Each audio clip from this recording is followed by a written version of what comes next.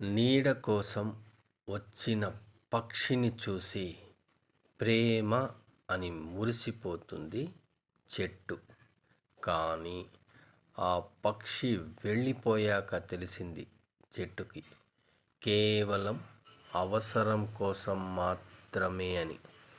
కాలంతో పాటు నువ్వు కూడా మౌనంగా ఉండి చూడు.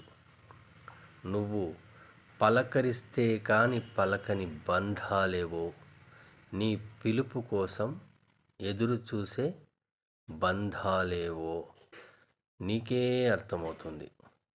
అందుకే చెప్తున్నా, మన జీవితంలో వచ్చే మనుషులు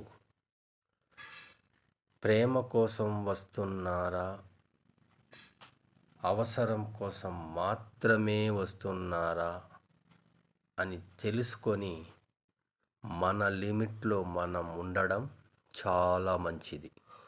మీకు కనుక నచ్చినట్లయితే మా ఛానల్ని లైక్ చేయండి, షేర్ చేయండి అండ్ సబ్స్క్రైబ్ చేయండి.